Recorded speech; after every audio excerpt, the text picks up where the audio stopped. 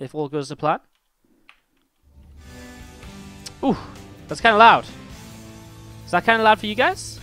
The music? That seems real loud compared to usual. Give me a second. I did mess around with my settings the other day because I was casting on a different setup to usual. Why is my StarCraft 2 crashing? That's not a good sign. Give me a moment. I feel as though that's actually kind of right, though. Maybe I'm just not used to the sounds being this loud the last few days. Ay, where's the sound? Where's my settings image? I got a picture of my settings. Okay, 5311. Oh, we're going to make it even louder? Okay. Okay. 36, 34, 23, 23. Oh. Okay. Oh, it's even louder than I thought. Oh. Oh, okay. No breaks, but you need time? Well, tough shit. Yeah, why is my StarCraft 2 crashing? Every single time I press a button. Maybe we'll start StarCraft 2 after this game. Let's get started, though, guys, because I have been talking now for like 15 minutes without shutting up. To the bottom left-hand side, we're going to kickstart this best-of-3 round-robin group featuring Cass, Hellraiser, Raynor, and New Thermal with the TvP, which is Cass versus Hellraiser. To the bottom left-hand side, our Red Terran player from Cascade is Cass. And his opponent to the upper right-hand side of the map, the Blue Protoss player from Izimba, it's Hellraiser.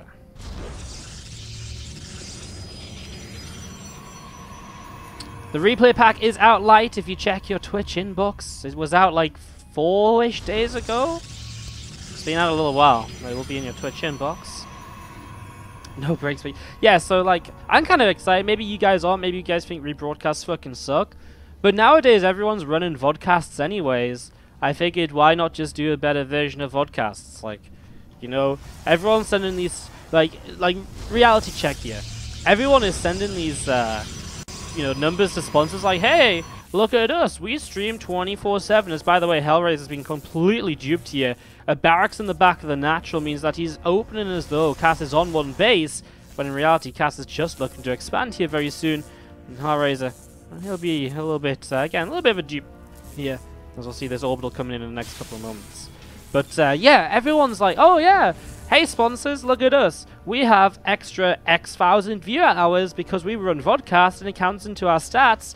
And basically it looks as though we stream 24 hours a day and we get the extra, you know, obviously it's not like a massive chunk on, but it's still an extra percentage, right? And so now I'm like, you know, and I'm like, well, fuck this. I'm like talking to sponsors like, well, you see, all these other guys are actually streaming 24/7. They don't sleep. And I'm like, well, no, they're running vodcasts, which people fucking don't like. And they're like, no, well, it's great. We like numbers. So you know what? I was like, okay, well, I'll give you some fucking numbers in a good way. So this is going to be the WardiTV version of vodcast, which should be good, as you see. There's a similar again thrown down in the main base, and the expansion is coming in. A reactor to follow up, a factory coming down, and getting ready to rumble. And this, you know, this isn't me just kind of like taking the piss out of vodcasts. Like, I think vodcasts are a good thing. I'm not taking the piss out of streamers who use vodcasts. I cannot blame them for it. I'm just saying that our vodcast or rebroadcasts are going to be better because there'll be non-stop action. And we can just do it pretty much non-stop. Like, it's really going to be great, so. Anyways, this Zealot is coming across the map from Hellraiser. I mean, he's forced into a slower expansion because he was a little bit duped here early on. Was a little bit unaware of what was happening. So he will delay this CC as much as possible. 2 SCVs alone. This one from Cass does just run away in time. He gets back onto the bunker. And now with 3 Marines out, he should just be able to clean up this Zealot. The Stalker coming, though, is actually still going to make this difficult. The next 2 Marines aren't out yet. And this Stalker chunks away at those Marines nowadays. Remember, as 2 Marines start stepping forwards. I mean, the Stalker will lose its shield. CC on the low ground will finish up at least. He'll try and get back onto the... I don't like him going back on the bunker. This SCV is already low. He would just lose it. I think it's a good decision to pull back until the next 2 Marines arrive, at which point the Stalker can just move away a little bit further once again. Bunker coming up, just over halfway done, and will be finishing in the next few moments. But now 2 Stalkers here and coming up this ramp again. I mean, round 2 of this is basically going to see them killing another Marine, another SCV. 2 SCVs just come to the low ground, but these SCVs get free shot nowadays by these Stalkers, and there's going to be another SCV killed already, 3 workers down. And I have to say, for being forced into the kind of the initial one base, this is not going great at all here for Cass. So, well, it's going very great for Hellraiser. He was forced into the initial one base. Cass, for having completely kind of tricked his opponent, kind of brought this on himself and really isn't having the best of times because of it. An Oracle will come mid-map and will start a fight the Cyclone. I mean, it will actually take the Cyclone rather low. Cyclone will start a repair, and the Marines will come in to protect. He doesn't quite get that SCV, but could be worse. Cyclone goes a little bit lower once again, but the Oracle will just back away out into the center. Engineering Bay on the way up to help him deflect this Oracle in the main base and further Oracles too. Why is my StarCraft 2 crashing? I want to know. I'm not too sure. But anyways, you're going to see Chronoburst coming back down to the Nexus. And a few Marines here of Cass going to come on in and start nibbling away at this assimilator. So a little bit more damage being dealt here. Robo Twilight and a Forge on the way out. As you do just see all the tech units. And the next couple of gateways coming up now from Hellraiser. Getting set up and ready to continue. A medevac on the way out here, just going to be setting up towards the front, and we do see these few Marines are nibbling their way through this assimilator as well. Two Oracles though will come in, and obviously the assimilator gives them the info of where these Marines are. Marines drop very quickly, and it will give him some time to do some damage in the mineral line. 2 workers only. I mean, still not bad, as we will see maybe 1 Oracle goes down here. The Cyclone's locked, but it loses vision. Well, he will finally be able to get rid of this assimilator and finally retake control of one of his gases in the main base. Well, the medevac out, but hasn't found a way to do much just yet. Maybe lifts up the Cyclone and takes that across the map, along with another couple bits and pieces. For now, 4 Hellions will load up, and they're going to come up through this top side and look to see what damage they can do, running by in towards mineral lines and all the rest of it. As we are just going to be seeing the blink, the +1 on the way up, and getting ready to roll. Again, all of those upgrades, very standard stuff right now for TvP. We've been seeing this day in, day out lately. This TvP matchup is very well figured out in terms of if you're not opening Blink +1 and Stalkers, you probably are not playing the matchup too correctly, or, you know, straight up and honestly. As we're going to be seeing those Hellions unloading, and let's see what damage Cass can get done here as he runs in towards this mineral line. As we're just going to be seeing the Oracles coming in, pushing those Hellions back. I believe this quick little pause and talk was because that was the point where I DC'd. So when these games were originally played out, so that was the point I DC'd. GG's, good job, Wardy. We lasted 6 minutes of the entire group stage. Hey, what a stream that was. But that's why I was streaming here today, guys, to bring you guys these games, even though they were already played out, etc., etc. A few more Stalkers coming up. Gathering in the natural, the 3rd Nexus is coming up here as well. We'll be finishing just in a moment or two for Hellraiser. The Italians unloading once again, coming forwards. And grabs a probe already. Stalkers do get 1 kill. The 2nd probe that maybe would have gone down there actually gets saved by a shield battery. And 2 of the Hellions falling overall. As we're going to be seeing this medevac forced away as the Phoenix is going to be giving chase. So Phoenix giving chase, and the medevac should be able to get back. I mean, a Cyclone and a group of Marines coming to protect it. This medevac should be just about fine. Oh my god, it's going to be close. I mean, that lock-on is nice, and the extra boost on the medevac was great as well. Cass setting up into a few more Marines. I mean, Stimpak's coming through. The +1 is coming through. He's getting set up here, but Hellraiser has Blink and +1, and he's already moving onto the map to try and get a little bit of something done here. So moving forwards, this group of Stalkers looking to see what might happen. Again, a couple of Oracles in the upper right-hand side here. A couple of Phoenix just setting up, and, well, again, Stalkers moving down towards the lower left, getting set and ready to go. The siege tank will siege up again here from Cass. The Marines, the Cyclone, the bunker is all set up. Everything very well set up defensively, so these Stalkers should not really be able to do all too much. You can see the initial just shot of tank fire really pushes those Stalkers back without anything really being gained. So that's nice, but what he is gaining is complete map control. And while he controls the map, he's got a 3rd Nexus up, fully saturated. And what's that Terran player got? Well, he's up to 5 barracks, and obviously he's looking to play a 2-base all in here. He's not looking to go into the 3rd CC, at least not super quickly. This is all going to be about pressure, and I'm intrigued that we're actually seeing Hellion production again, because generally you'd be pumping out tanks, and look how much gas he has. He has the gas for tanks. Generally you'd be making tank, because you would want to get in a position where you have so many tanks you can make pushing in towards this 3rd base really, really scary by just sieging up this choke point so heavily. But now he starts Blue Flame. I mean, just not what you would expect, right? This is really, really kind of intriguing. I mean, Stalkers are still going to hold out the front. Obviously, they want to keep track of when this army moves across. He has a revelation for now, but not just keeping track, but just in general being able to pick away at a couple of units as they start to move in towards the upper right-hand side.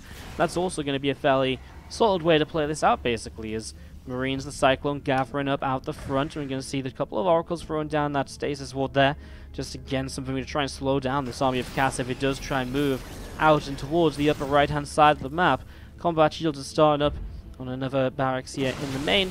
As we do see the Stalkers trying to grab a Hellion right away, and again, initial set of Marines stimming forwards, and they will run into the stasis. I mean, there's enough here to keep on pushing forwards. They shouldn't be cleaned up too much, as we are going to see another stasis just on one Hellion, but it does slow it down just a little bit. As Cass moving through the center. Well, he's about to finish up +1 armor, so upgrades will even out. He doesn't have combat shields just yet. His Blue Flame coming into play to utilize these Hellbats now just a little bit more effectively. I mean, I can't really quite believe that. I mean, Blue Flame, never seen that in a push like this, as he actually starts a +2 attack behind this as well. Not sure how much I like this. Obviously, in the longevity of things, okay, great, but this attack is not meant to last until +2 finishes in this game for Cass. This attack is meant to end the game much sooner than that, as oh my god, he just dodges that stasis ward and finally finds it with just one Marine here. Observer will keep on giving Hellraiser info as to where Cass is coming in from. And look at Hellraiser's army that he's built up in the last few minutes. The Zeld will start charging in. The Archons are moving forward to get some connections. I mean, the tanks go down so quickly. Immortals in the back are really going to eat their way through some of this army as well. And these Archons, okay, they finally go down, but they just stay alive for so long. The Sentries and Guardian Shields disappear, but now the Stalkers blink to the side, letting the Zelds come through again. Actually, maybe could have just blinked on top of those medevacs. Would have allowed the Zelds to get through as well. And if their medevacs go down, it's just more valuable pickups, as this is Hellraiser pushing this away from Cass. And just can't help but feel as though this wasn't really kind of a solid plan here from Cass. I mean, what was the Blue Flame? What was that really a worthwhile investment? What is this +2 investment? Why has he got 1k gas? Imagine he put all of this, gas into something which would have helped him with this push. Imagine he invested the Blue Flame into something more useful. Imagine you just built more siege tanks, perhaps. I mean, because that's the obvious route if you got a Tech Lab siege factory, rather than the Hellion production, making one Hellion at a time. It's just strange. I mean, I guess maybe the idea is the Blue Flame helps with the Zealots a little bit to just help buffer, but I mean, from what we saw, it really didn't look too great at all. And no matter which way you look at this, having 1,000+ gas in the bank, it just doesn't make sense. Because even if you pull out of gas and you just mine more minerals, that's generally going to be better for you, right? +2 armor now on these Zealots as they come on charging forwards. Meanwhile, a drop into the main base. Well, Cass will look to at least shut down some economy. These Zealots actually being left on their own. The rest of the army pulling back just slightly.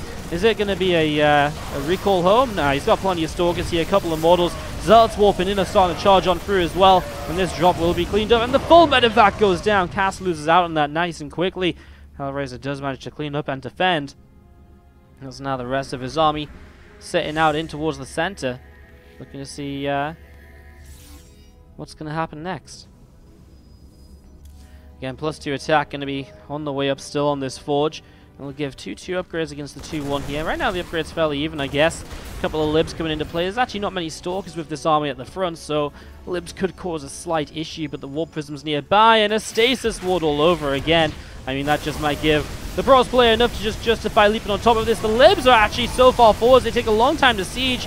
The Archons now start to target them down, and they will splashy the Liberators. So they get some good damage done, the Libs, but it doesn't really do enough, especially with so many of these Marines caught in stasis. And in the meantime, by the way, SCVs were getting destroyed by Zealots. That's GG, and Hellraiser picks up map number 1. On the left-hand side, our Red Terran from Cascade. Give it up if you're cheering on for Cass. He was down a game in this series, and obviously looking to bounce back. Kickstart the group in the right way for himself. As to the bottom right-hand side, the blue Protoss player from Izimba is Hellraiser. Let's see if he can pick up a 2-0 to start his day. I have to say, I get really confused by these probes, the new probe skin, and having like these orange lights when they're mining. I'm like, whoa, why has he got gold minerals in the main base? It's not actually gold minerals, it's just the probes zapping away in a orange fashion for once. Pro SCVs don't get cool flashing lights. Protoss with all these lasers and things is so unfair, it's so imbalanced. It's insane. Well, we do continue on and look to see how exactly we're going to be rolling here, guys. Keeping the action going. Again, game number 2 of this best of 3. Pretty sure Rifkin's your spirit animals, that's hard revenge. Yeah, I mean, with puns like that, I can completely get behind it. Is this probe going to get an SCV? Oh my god, the SCV is low. Is he going to intercept it? Ah! Okay, it doesn't look as though this SCV is going to go down. Probe is just going to keep on chasing. By the way, look at this Wardiception. Wardy's left the game, yet we're still here. It's madness. Oh my god, the probe! Oh! SCV just stays alive with that repair. That probe, though, getting a little bit cheeky, as this game will be a Reaper expand from Cass. And obviously from Hellraiser a bit more of a normal opening too, because he doesn't expect this to be a proxy. He sees the barracks and so he just opens with the gate next to his core, exactly how you would usually like. No gas steal either, and there is just confirmation for Hellraiser that the CC is indeed building on the natural, and that this will be a fairly standard 2 or 3 minutes out of the Terran player to kickstart things in game number 2.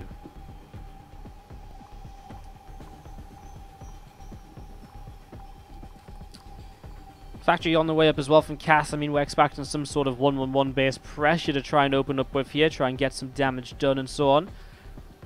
So we'll see if that's going to be the case.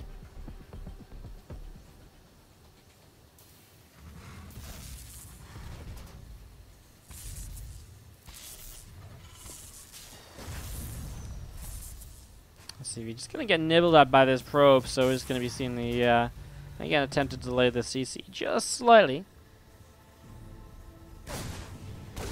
Reaper comes out, and obviously that probe kind of knows it's going to give up its life at this point. The Reaper's obviously going to be on its way. I mean, if it wasn't a Reaper, it'd be a Marine. And now he does at least get up the ramp to see the factory finish, and it's going to be a Widow Mine with a couple Marines on the way out here. So, a couple units on the way up now. As you do see the factory actually being proxied over to the far right-hand side of the map. Meanwhile, CC going to be finishing up on this natural command center. And that robot facility of Hellraiser. Again, finishing up in the main base in the next few moments. Reaper hops up in the right-hand side. Going to be coming down in towards the natural expansion perhaps in the next few moments. And we're going to see this. Was that another probe? That was a Stalker that just went down, got blown up by the Widow Mine. Apologies there, didn't quite see that one coming across. It actually leaves us with not a lot back at home. And this Reaper's starting to do some real damage here. We're going to pick off its third probe of the game in a moment. Goes towards the ramp now, obviously hops up, and Stalker will keep on chasing. It's kind of a tough one, Ascension to Eye, in terms of getting out of here. So you might just give up this Reaper's life for one more probe kill. And gets it. It's not dead just yet, but again, cornered and doesn't really have the time to pack off one more probe. But not bad. 3 workers here on the attack across the map. Kind of worth giving it up for. And I mean, he also got to see the robo facility. So it's not like he got kicked out of here with no information at all. As we are just going to be seeing those couple of gates coming on up right now as well. Well, here we go, pushing through the center. Cass actually went into a double factory here, so he actually had 1 proxied factory, which means he's now making 2 cyclones at a time. He's going to get very aggressive. Now, this observer sees the cyclone moving across.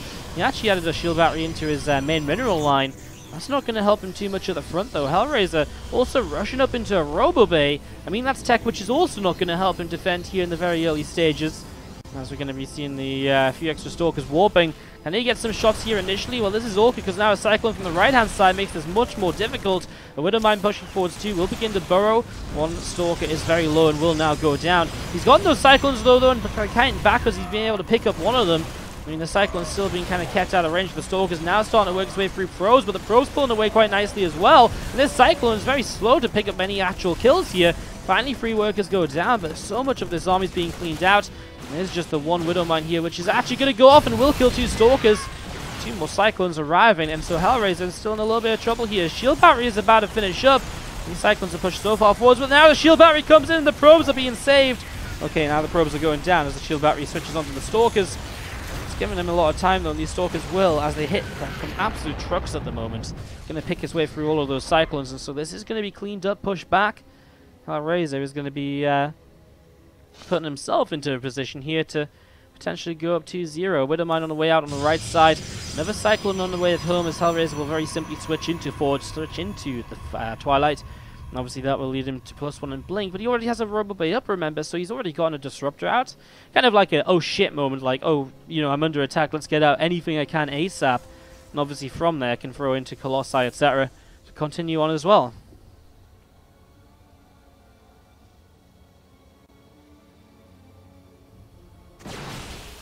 See, these Stalkers going to be coming in, picking off a Widow Mine. The other one just burrowed there, but Hellraiser sees it, so he'll be very cautious. Not going to give up a unit for it just yet. No need to, of course. As the Cyclones appear, looking as though they're going to get in position to get the Observer, and so the Observer moves out of kind of sit around, do nothing mode, and I really thought he was going to pull this away, but he moves forwards and it goes down anyways. Oh, Widow Mine picked off. I mean, at some point, Hellraiser, I think, has to figure out, like, dude, where are these Widow Mines coming from? Right, he sees this factory over here. And he also has to figure out, like, the factory was on kind of a, you know, not on a reactor. yet so many Cyclones were arriving. Either way, it doesn't matter now because the factory is lifted and moved to the side.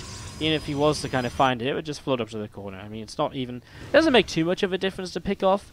The only issue is obviously maybe it could come back later in the game and do a bit more. As this medevac moved out on the map, came back home, now decides it does want to go out once again. And he's going to be coming down the left-hand side.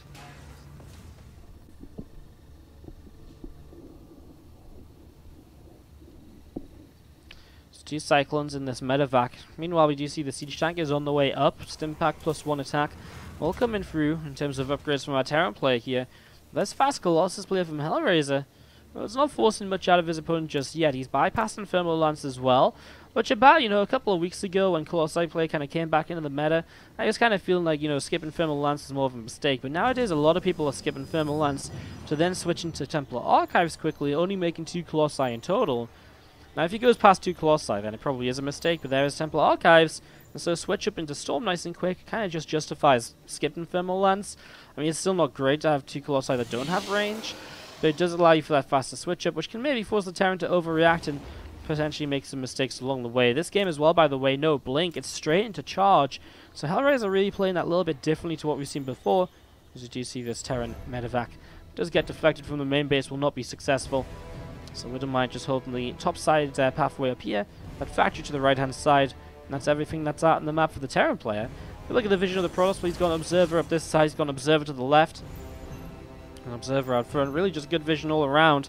All he's really missing is maybe some vision like around here to watch something running towards his third base. And that's all he's really missing out on. Is Cass here for the second game in a row is not actually going to be, well, okay, I say second game in a row. For the second game, is not going to follow the pathway he took in the first game. In the first game, he went up to 5 barracks. He looked to be super aggressive without a third command center. This is a free CC, though, so he will have that to kind of move in towards here in the next few moments. Hellraiser, though, I mean, his army's looking pretty darn good. A Disruptor here, a couple of Colossi are here. Now I'm going to see a couple of shield batteries as well, just for safety. He does start to go into Thermal Lance. So maybe it was just a delayed Thermal Lance. Maybe he didn't realize that it was, he was missing it there originally anyways. We're going to be seeing a couple of High Templar warped in as well off of that Archives. Not a fast storm in the end, as I kind of thought it might be based on the fact he was skipping Thermal Lance. This Observer goes into the Observy mode and just next to this army as well. I mean, this does actually make a little bit of a noise for the Terran player to hear, by the way, when it switches in. And just in general, when it's in here, if you listen, you can hear it. You hear it? So if Cass realizes that, he might just be able to get rid of it. He's building a turret, which I believe will reach in terms of detection. So I guess we'll be able to see that again picked off for a moment. 3, 2, 1, annihilate! Yes, annihilated just like that. Bye-bye, Mr. Observer. Nice to see you. Nice to see you. What's up, Willy Wonka's Willy? Coming in with the Twitch Prime sub. How you doing, mate? Thank you so much for subscribing. And Clockbash, a brand new fresh sub as well. How you doing, Clockbash? How's your day been? Got some Wardy hearts in the chat, please, for some new subs. Welcome to the Wardy family, guys. If you do want that replay pack, get yourself on the Discord server, get yourself synced up. I actually don't think I posted it in the subscriber channel just yet, but by the end of the day I will have. So if you want that new replay pack, it will be in there, available to you guys. Merry Boxing Day, Wardy says Adzi as well, coming in with the cheer 184. How you doing? Thank you so much for the cheer 184. Thank you for some more support. Chipping away at the original VoIP as the bit boss there. Some Wardy hearts in the chat, everyone. As we do see these units moving out towards the center, though. Hellraiser getting ready for a large attack then. Well, how well set up is Cass? He's actually gone into a very interesting, sort of very fast Ghost Academy. But only one Ghost on the way out. I mean, that might hurt him here. Because trying to go into Ghosts off free bases while also building, it just doesn't really necessarily happen fast enough. It's a very big commitment to build a Ghost Academy and not really have multiple Ghosts out of it. Maybe it will hurt him in terms of defending, but he does have an initial siege tank here as the Disruptor charges up, fires forwards. Oh, it does actually find a bigger clump of the bio than expected. Stalkers here protecting some of those, protecting Colossi from some Vikings. A little bit of a skirmish, and definitely the siege tank fire going a long way. Behind it, the 4th Nexus of Hellraiser has come up, as he currently is spreading himself out, getting ready to attack on in. He's going to move in towards this base in the next few moments, I feel, as Zealots then. Well, another wave of them going to warp forwards here. Ooh, that whole position a little bit messy. He's not got his Zealots in the front either. A small mistake by Hellraiser will affect him initially in this attack, as one Colossus falls very quick. The Zealots charging up the ramp, also being backed up by an Archon. Man, those Colossi get decimated, but is it going to matter? Because Hellraiser seems to just have too much. We're actually going to see this third base just disappearing. Cass throws out the smiley faces, the GG.